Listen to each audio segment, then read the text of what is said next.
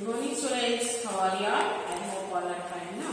We have completed the grammar part and the poem. We have completed the wonderful words. Now we are coming to which chapter? Page number 46. Take out your book, children. Page number 46. What we saw. We shall read.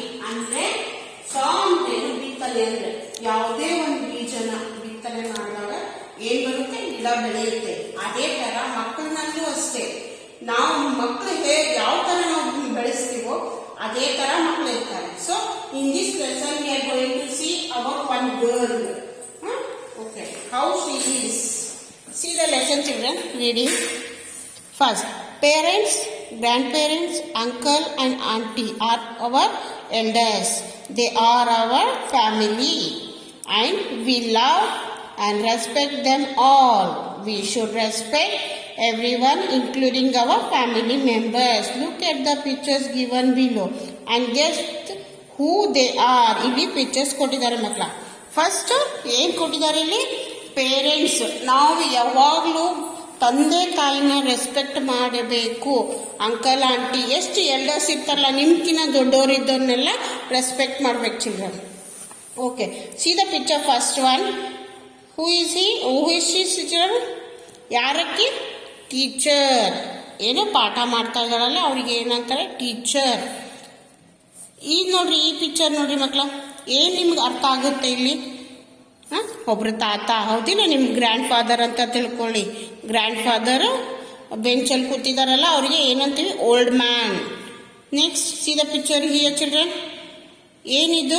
ಅವ್ರಿಗೆ ಆರಾಮಿಲ್ಲ, ಅದಕ್ಕೆ ನಾವೇನಂತೀವಿ? Patient. ಇಲ್ಲಿ picture ನೋಡ್ರಿ ಮಕ್ಕಳ, ಏನು? ಅವನಿಗೆ ಕುಡ್ಡ ಇದ್ದಾನೆ, ಕಣ್ಣು ಕಾಣೋದಿಲ್ಲ, ಅವನು ಹಂಗೆ ಅಡ್ಡಾಡ್ತಾ ಇರ್ತಾನೆ, ಅವ್ನಿಗೆ ಏನಂತೀವಿ ನಾವು ಇಂಗ್ಲೀಷಲ್ಲಿ?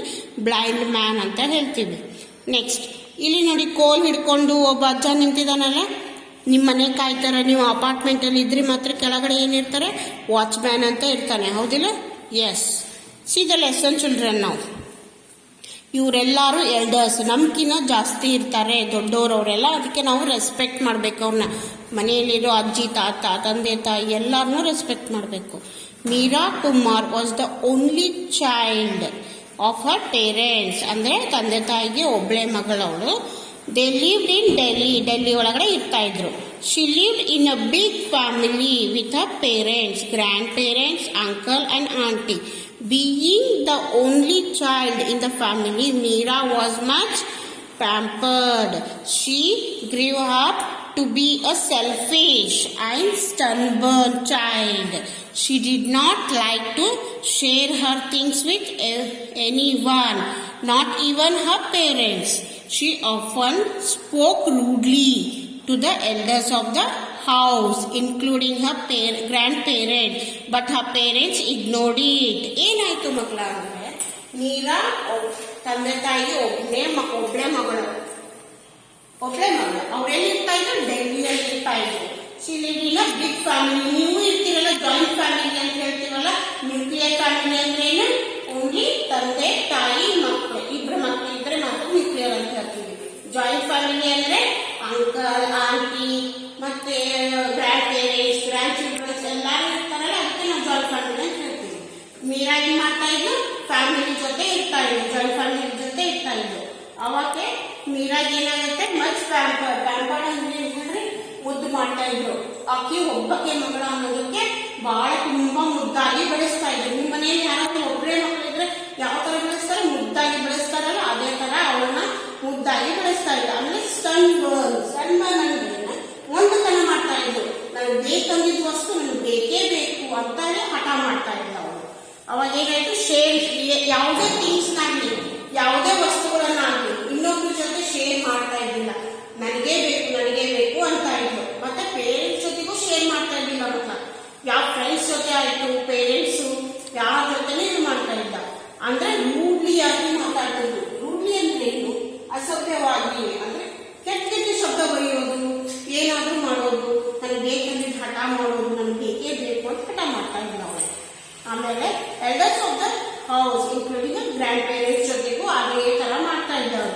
ಬಟ್ ಆ ಪೇರೆಂಟ್ಸ್ ಇಗ್ನೋರ್. ಅಂದ್ರೆ ಪೇರೆಂಟ್ಸ್ ಅವಾಗೇ ಬುದ್ಧಿ ಕಲಿಸಿದ್ರೆ ಚೆನ್ನಾಗಾಗ್ತದೆ. ಬಟ್ ಬುದ್ಧಿ ಕಲ್ಸಿರಂಗಿಲ್ಲ, ಆಗ ಮುಕ್ತವಾಗಿ ಬೆಳೆಸಿರ್ತಾರಲ್ಲ ಅದೇ ತರ ನಡೀತಾ ಇತ್ತು. They never punished Meera for her mistakes. They thought that Meera was yet a child. They believed that she would eventually grow out of these habits and become more responsible. ಏನಾಗ್ತಿದ್ವಿ ಅಂದ್ರೆ ಮೀರಾನ ಮುದ್ದಾಗಿ ಬೆಳೆಸ್ತಾ ಇದ್ರ ಆಕೆ ಏನೇ ತಪ್ಪು ಮಾಡಿದ್ರು ಅದು ತಿದ್ದುತ್ತಾ ಇದ್ದಿಲ್ಲ. ಅವರು ಏನಂತಿದ್ರು ತಂದೆ ತಾಯಿ ಏನೋ ಸಣ್ಣ ಮಗು ಇದೆ ಅಂತ ಬಿಡ್ತಾ ಇಗ್ನೋರ್ ಮಾಡ್ಕೊತ ಹೋಗ್ತಾ ಇದ್ರು, ಬಿಟ್ಕೊತ ಹೋಗ್ತಾ ಇದ್ರು. ಅವಾಗ ಏನಾಯ್ತು, ದೊಡ್ಡೋಳ ಆಗ್ತಾ ಹೋಗ್ತಾ ಇದ್ದಾಗ ರೆಸ್ಪಾನ್ಸಿಬಲ್ ಜಾಸ್ತಿ ಆಗುತ್ತೆ. ಅಂಡ್ ಬಿಕಮ್ ಮೋರ್ ರೆಸ್ಪಾನ್ಸಿಬಲ್ ಅಂದ್ರೆ ಜವಾಬ್ದಾರಿ ಜಾಸ್ತಿ ಆಗುತ್ತೆ. ರೆಸ್ಪಾನ್ಸಿಬಲ್ ಅಂದ್ರೆ ಜವಾಬ್ದಾರಿ ಜಾಸ್ತಿ ಬೆಳೀತಾ ಹೋದಾಗ ಜವಾಬ್ದಾರಿ. Meera's bad behavior and rude way of talking was not limited to her family members. She would speak rudely with her friends and other elders around her. Mr. and Mrs. Kumar were frequently called to school. There were complaints of Meera's unacceptable behavior with her teachers as well. ಏನಾಯ್ತು ಮಕ್ಕಳ, ಮಗುವಾಗಿ ಇದ್ದಾಗೆ shoot ಬಿಟ್ಟಿದ್ರೆ ಆಕೆಗೆ ಬುದ್ಧಿ ಬರ್ತಾ ಇತ್ತು. ಏನ್ ಮಾಡ್ಬಿಟ್ರು ಪೇರೆಂಟ್ಸು, ಅದೇ ತರ ಇಲ್ಲಿ ಸಣ್ಣ ಮಗು ಬಿಟ್ಕೊತ್ ಹೋದ್ರ ಹಂಗಾಗಿ ಏನಾಗ್ಬಿಟ್ಟು ರೂಢಿಯಾಗಿ ಮಾತಾಡೋದು ಕಲ್ತು, ಕೆಟ್ಟ ಶಬ್ದಗಳನ್ನು ಕಲ್ತು, ಆಮೇಲೆ ಯಾರ ಜೊತೆ ಶೇರ್ ಮಾಡ್ತಾ ಇದ್ದಿಲ್ಲ, ತಾನೇ ಇರ್ತಾ ಇದ್ರು. ಸ್ಕೂಲಲ್ಲಿ ಏನಾಗ್ಬಿಟ್ಟು ಒಂದ್ಸಲ ಅಂದ್ರೆ ಟೀಚರ್ಸ್ ಜೊತೆ ಬ್ಯಾಡ್ ಬಿಹೇವಿಯರ್ ಮಾಡ್ಲಿಕ್ಕತ್ತು. ಆಮೇಲೆ ಪ್ರಿನ್ಸಿಪಾಲ್ ಏನ್ ಮಾಡ್ಬಿಟ್ರು, ನಾವು ತಂದೆ ತಾಯಿನ ಪದೇ ಕರೀತಾ ಇದ್ವಿ. ಫ್ರೀಕ್ವೆಂಟ್ಲಿ ಅಂದ್ರೆ ಕೂಡ ಪದೇ ಕರೆಯೋದು. ಈಗ ಏನೋ ಒಂದು ತಪ್ಪು ಮಾಡಿರ್ತೀರ ಸ್ಕೂಲಲ್ಲಿ, ನೀವು ಮಾರ್ಕ್ಸ್ ಅಲ್ಲಿ 0 ಬಂದಿರುತ್ತೆ, ಏನೋ ಆಗಿರುತ್ತೆ. ಬಟ್ ಪ್ರಿನ್ಸಿಪಲ್ ಏನಾಗುತ್ತೆ, ನಿಮ್ ತಂದೆ ತಾಯಿ ಕರೀತಾ ಇರ್ತಾರೆ, ಬರೀ ಫ್ರೀಕ್ವೆಂಟ್ಲಿ ಅದನ್ನೇ ಕರೆಯೋದೇ ಮಾಡ್ತಾ ಇದ್ರು. ಅದಕ್ಕೆ ಮೀರಾ ಏನಾಗ್ಬಿಟ್ಟು ಅನ್ಎಕ್ಸ್ಪೆಕ್ಟಬಲ್ ಬಿಹೇವಿಯರ್ಸ್ ಇದ್ದಿಲ್ಲ ಹಾಕಿದ್ರು. Meera would make fun of elders and tease them. If someone tried to correct her, she would walk away. Many years passed by and Meera grew up to be a very lonely child. She had no friends. Nobody wanted to speak with a rude and badly behaved girl. ಬೆಳೀತಾ ಏನಾಗ್ಬಿಟ್ಲು, ಎಲ್ಲಾರ ಜೊತೆನೂ ಕೆಟ್ಟದಾಗಿ ನಡ್ಕೋತಾ ಇದ್ರು, ಎಲ್ಲಾರು tease ಮಾಡ್ತಾ ಇದ್ರು. ದೊಡ್ಡವ್ರು ಏನ್ ಮಾಡ್ತಾ ಇದ್ರು ಅದನ್ನ ಟೀಸ್ ಮಾಡೋದು, ಅಂದ್ರೆ ಅದೇ ತರ ಅಕ್ಕಿ ಮಾಡ್ತಾ ಇದ್ರು, ಪದೇ ಮಾಡ್ಕೊತ ಹೋಗುದು. ಹಂಗಾಗಿ ಏನಾಯ್ತಾ ಇಲ್ಲಿ ಬಹಳ ದಿನ ಅವ್ರಿಗೆ ಪಾಸ್ ಆಗ್ಬಿಟ್ರು. ಬೆಳೀತಾ ದೊಡ್ಡದಾಗಿ ಈಗ ಒಂದು ಬೀಜ ಹಾಕಿದ ತಕ್ಷಣ ಏನಾಗುತ್ತೆ, ಗಿಡ ಬೆಳೆದು ಒಂದು ಹೂವಾಗಿ ಆಗುತ್ತಲ್ಲ, ಅದೇ ತರ ಅವಳು ದೊಡ್ಡೋಳಾದಾಗ ಏನಾಗುತ್ತೆ, ಬ್ಯಾಡ್ ಬಿಹೇವಿಯರ್ ಆಗ್ಬಿಡ್ತಾರೆ. ಮುಂದೇನಾಗುತ್ತೆ, soon Meera grew up. She was 20 years old, but her habits and conduct were still the same. Her parents were very hurt to see their daughter's behavior. They felt sad for not teaching Meera these valuable values when she was younger. ಈಗ ಅವರಿಗೆ 20 ವರ್ಷ ಆಯ್ತು, ಮೀರಾಗಿಗ ಅದೇ ಬ್ಯಾಡ್ behaviour ಮಾಡ್ಕೊತಾ ಬಂದು. ಈಗ ವಯಸ್ಸೆಷ್ಟು 20 years. ಈಗ ಅವರಿಗೆ ತಂದೆ ತಾಯಿಗೆ ಪಶ್ಚಾತ್ತಾಪ ಆಯ್ತು, ಅಯ್ಯೋ ನಾ ಸಣ್ಣ ಮಗು ಇದ್ದಾಗ ನಾನು ತಿಳಿಸ್ಬೇಕಾಗಿತ್ತು ಈಕಿಗೆ. ಈಗೆಲ್ಲ ಕಲ್ತ್ರೆ ಈಗ ಏನೂ ಮಾಡಕ್ ಸಾಧ್ಯಲ್ಲ. ಯಾವಾಗ್ಲೂ ಮಕ್ಕಳ ಸಣ್ಣದಿದ್ದಾಗೆ ನಾವು ಚೂಟ್ ಬಿಟ್ರೆ ಅಲ್ಲೇ ಸರಿ ಹೋಗುತ್ತೆ. ಅದು ಬೆಳೀತಾ ದೊಡ್ಡದಾದ್ರೆ ಏನೂ ಆಗಲ್ಲ. ಹೇಳ್ತಾರಲ್ಲ ಅಲ್ಲಿ. After completing college, Meera was in search of a job. She was well educated and qualified, but they couldn't get job because of her impolite way of talking. ಮಕ್ಕಳ ಇಲ್ಲಿ ಗೊತ್ತಾಗುತ್ತೆ ನಿಮ್ಗೆ, ಈಗ ಗೊತ್ತಾಗಲ್ಲ. ಎಜುಕೇಶನ್ ಅಲ್ಲಿ ಓದ್ತಾ ಇರ್ಬೇಕಾದ್ರೆ ಏನು ಗೊತ್ತಾಗಲ್ಲ. ಮುಂದಾನೆ ಬೆಳೀತಾ ನಮ್ಗೆ ಏನ್ ಜಾಬಿಗೆ ಹೋಗ್ತೀರಾ. ಈಗ ಮೀರಾಂತೂ ಅದೇ ಆಯ್ತು. ಆಕಿದೇನಾಯ್ತು, ಕಾಲೇಜ್ ಕಂಪ್ಲೀಟ್ ಆಯ್ತಾ, ಅದು ಕಂಪ್ಲೀಟ್ ಆದ್ಮೇಲೆ ಏನ್ ಮಾಡ್ಬೇಕಂತ ಜಾಬ್ ಸಲುವಾಗಿ ಹುಡುಕಿದ್ಲು. ಜಾಬ್ ಹೋಗ್ಬೇಕಾದ್ರೆ ಆಕಿಗೆ ಚೆನ್ನಾಗಿತ್ತು, ಎಜುಕೇಶನ್ ಚೆನ್ನಾಗಿತ್ತು, ಕ್ವಾಲಿಫೈಡ್ ಆಗಿದ್ಲು. ಕ್ವಾಲಿಫೈಡ್ ಅಂದ್ರೆ ಏನು ನೋಡಿ, ಆಯ್ಕೆ ಆಗ್ತಾಳ.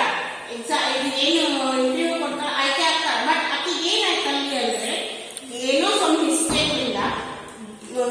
ಯಾಕಂದ್ರೆ ಆಕಿ ಬಹಳ ರೂಢಿಯಾಗಿ ಮಾತಾಡ್ತಾ ಇದ್ರು. ಯಾವಾಗಲೂ ಕೆಲಸ ಮಾಡ್ಬೇಕಾದ್ರೆ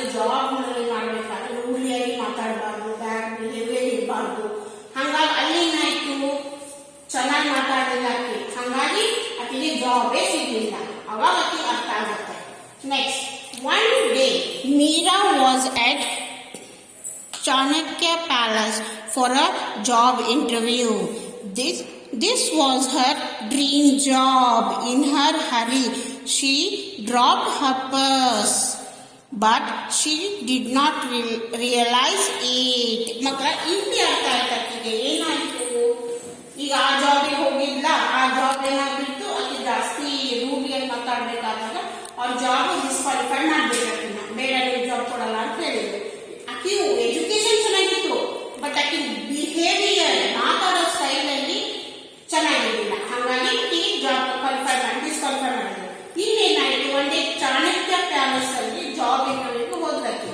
ಅಲ್ಲಿ ಹೋದಾಗ ಜಾಬ್ ಡ್ರೀಮ್ ಇರುತ್ತೆ, ಮತ್ತೆ ಇನ್ನೂ ಡ್ರೀಮ್ ಇರುತ್ತೆ, ನಾವು ಈ ಕಂಪ್ನಿಯಲ್ಲೇ ಕೆಲಸ ಮಾಡಬೇಕು, ಆ ಕಂಪ್ನಿಯಲ್ಲೇ ಮಾಡಬೇಕು ಅನ್ನೋದು ಬಹಳ ಆಸೆ ಇರುತ್ತೆ. ಹಾಗಾಗಿ ಏನ್ ಮಾಡಿದ್ಲಕ್ಕೆ, ಆಕೆ ಡ್ರೀಮು ಚಾಣಕ್ಯ ಪ್ಯಾಲೇಸ್ ಅಲ್ಲಿ ನಾವು ಹೋಗ್ಬೇಕು ಅಂತ ಇಂಟ್ರೆಸ್ಟ್ ಇತ್ತು. ಬಟ್ ಹಾಗೆ ಶಿ ಡ್ರಾಪ್ ಪರ್ಸ್ ಏನ್ ಮಾಡಿದ್ವಿ, ಈಗ ನಾವು ಜಾಬ್ ಹೋಗ್ಬೇಕಾದ್ರೆ ಪರ್ಸ್ ಏನ್ ಮಾಡಿ ಬಿಟ್ಟು ಹೋಗ್ಬಿಟ್ರು ಮನೆಯಲ್ಲೇ. ಅವಾಗ ಆಕೆಗೆ ರಿಯಲೈಸ್ ಆಯ್ತು, ಗೊತ್ತಾಯ್ತಾ ಏನಾಯ್ತಲ್ಲಿ, but she did not realise it. ಏನಾಯ್ತು, ದುಡ್ಡೇ ಬಿಟ್ಟು ಹೋಗ್ಬಿಟ್ರಲ್ಲಿ, ಪರ್ಸ್ ಬಿಟ್ಟು ಹೋಗ್ಲು ಅಂದ್ರೆ ಏನ್